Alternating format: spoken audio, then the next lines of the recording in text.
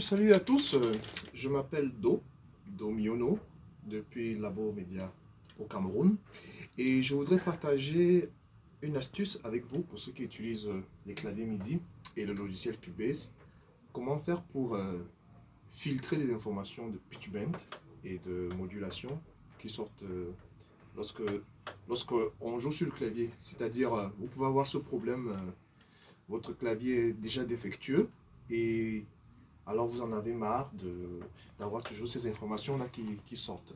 Alors, juste nous allons essayer de faire un petit enregistrement pour montrer déjà comment les données s'affichent dans Cubase. Et ensuite, je vais vous montrer comment mettre les filtres dans le logiciel Cubase pour que vous n'ayez plus ces problèmes. Alors, je vais faire un enregistrement. J'ai préparé une petite track et je la fais jouer en jouant un peu avec le pitch bend et la modulation. Alors, c'est parti pour l'enregistrement. On va voir comment ça s'affiche à l'écran, là, les données qui enregistrent au fur et à mesure. C'est parti, ça fait...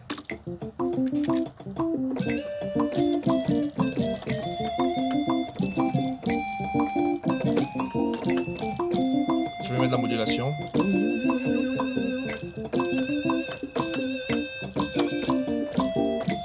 Voilà, si on regarde bien sur l'écran, on va voir qu'ici, il y a des traces qui sont dans le sens vertical. Pendant que les notes sont horizontales, il y a des traces verticales qui agissent chaque fois que je touche la molette du pitch bend et la molette de modulation. D'ailleurs, de ce côté aussi, on remarque que lorsque je touche une de ces molettes-là, les informations s'affichent dans Cubase qui indiquent qu'il les reçoit.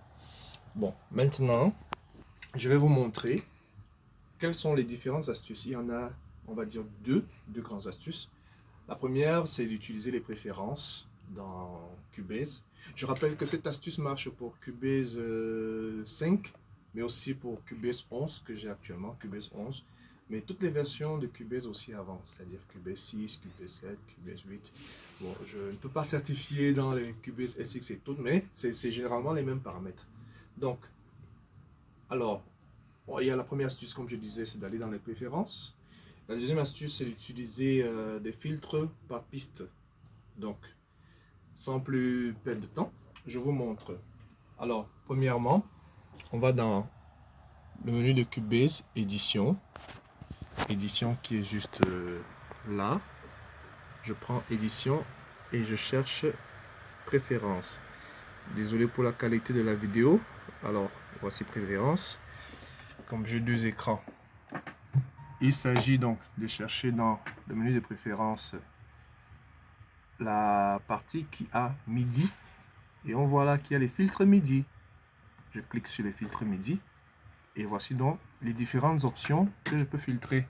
En effet, vous pouvez filtrer non seulement les informations de pitch bend, mais peut-être aussi des notes, bref, tout ce qui est référencé dans l'écran de filtre.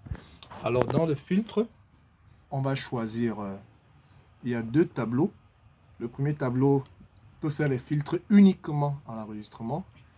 Le deuxième tableau ici, la deuxième colonne de ce tableau permet de filtrer les informations tout le long de Cubase. Donc ce que moi je vais faire, je vais cliquer sur contrôleur, c'est-à-dire ceci étant contrôleur. Tous ces autres boutons aussi sont des contrôleurs, bien entendu. Et je vais donc éliminer les informations venant des contrôleurs en cliquant donc sur contrôleur dans le MIDI Truth et le contrôleur côté enregistrement. Je fais la même chose pour pitch bend ici et sur pitch bend de ce côté. Je peux soit appuyer OK directement, soit appuyer appliquer. Pour le moment, je vais appliquer. Et lorsque nous allons revenir sur la page de Cubase, là il y a la piste, en revenant dessus, on peut voir que lorsque je joue avec le pitch bend, Alors, je suis en train de tuer actuellement avec le pitch bend, c'est-à-dire le pitch bend et la modulation. On peut voir que sur le côté de Cubase, eh bien, c'est la petite lumière verte qui était là, le petit voyant vert, effectivement, n'apparaît plus. Et je vais donc tester pendant l'enregistrement. J'appuie d'abord OK pour valider cette fenêtre et qu'elle se ferme. Voilà, c'est fait. J'enlève cette piste que j'ai jouée avec Delete et je reprends. En jouant, je vais jouer de la molette et du pitch bend, mais ces informations ne seront plus enregistrées. Alors, je fais un track.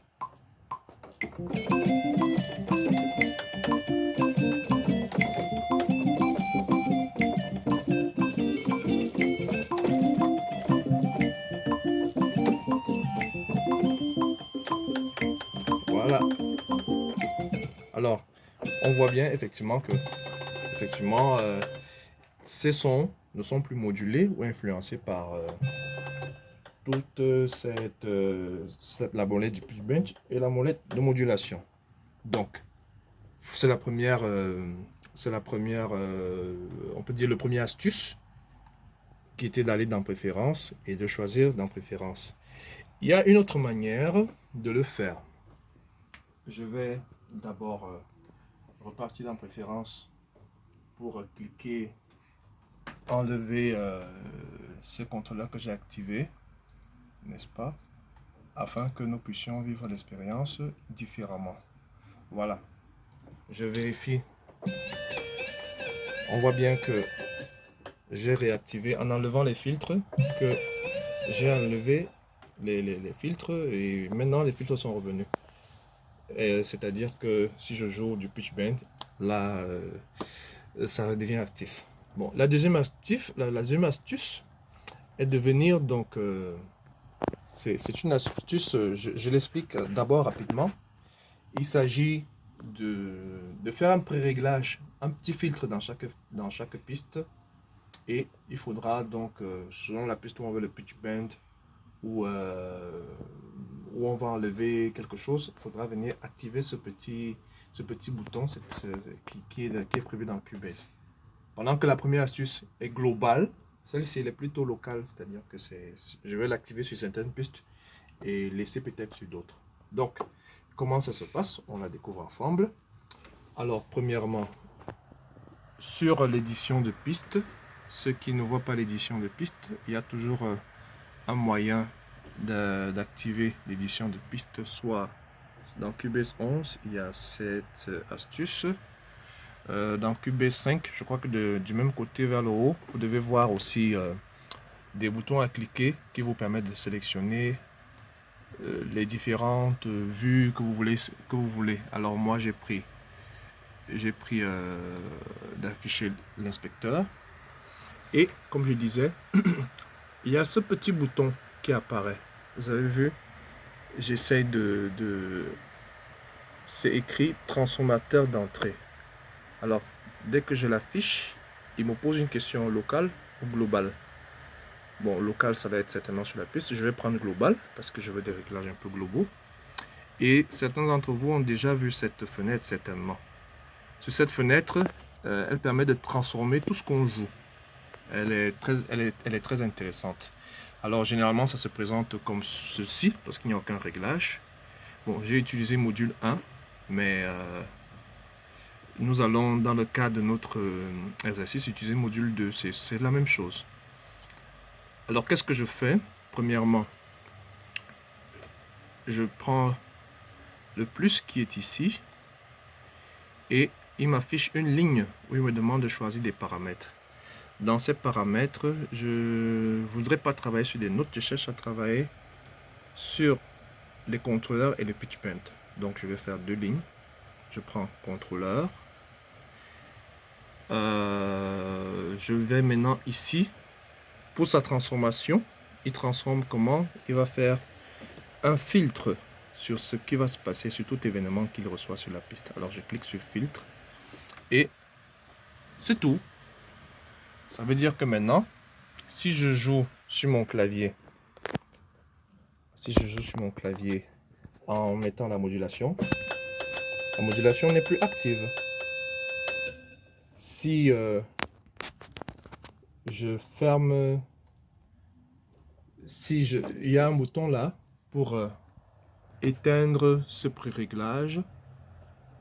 Donc si je l'éteins là et que je joue sur mon clavier, la modulation revient. Mais si je la réactive, normalement ça va changer l'affichage. Alors ça veut dire que la transformation est active et ainsi tout ce que je joue est transformé et filtré, puisque c'est l'option de filtre que j'ai prise ici. De même, comme je veux aussi filtrer la modulation, le pitch bend, c'est le même exercice. Je reviens sur le petit plus et je choisis pas les notes, mais je veux travailler sur les pitch bend. Voilà. En principe, il n'y a pas de bouton OK. Lorsque le filtre est activé, il devient, il va dans toutes les pistes. Ça fait que, effectivement, une fois que j'ai activé, alors comme sur cette piste, très important, regardez, si je joue actuellement sur mon clavier, la modulation est partie. Je veux dire, la modulation est revenue. Et il y a ce pitch bend qui est revenu. Tout simplement parce que ici, pour ceux qui comprennent un peu l'informatique et les conditions, la condition booléenne c'est et. Ça veut dire qu'il faut que ces deux soient joués en même temps pour que ça travaille. Non, c'est pas ce qui nous intéresse. On va simplement mettre le ou. Ce qui veut dire que ce soit le contrôleur modulation ou le pitch bend, alors il y aura filtre. Et effectivement, on peut le constater lorsque je joue maintenant sur mon clavier, c'est-à-dire je joue la modulation, il n'active plus, et le pitch bend, voilà. Bon, si je reviens dans Cubase et que je passe dans une autre piste, par exemple cette piste de guitare électrique que j'ai distorsionnée, effectivement, j'ai les mêmes informations qui reviennent, c'est-à-dire la modulation et le pitch bend sont revenus actifs. Et si jamais je veux appeler les filtres, ces transformateurs d'entrée, ayant déjà fait les réglages, ben, je n'ai qu'à cliquer sur Global. Les conditions sont déjà définies. Je ferme et adieu le pitch bend, adieu la modulation. Je reprends aussi sur cette piste de basse qui a la modulation et le pitch bend. Tout ce que j'ai à faire, comme j'ai dit, c'est d'activer le transformateur d'entrée et puis ça devient actif. Voilà, j'ai profité pour partager avec vous ces deux astuces qui peuvent vous aider à chacun de choisir ce qui arrange le mieux selon les situations. Cubase est un logiciel super, il est ouvert et il reste sans conteste un des logiciels les plus complets au monde en termes d'édition MAO.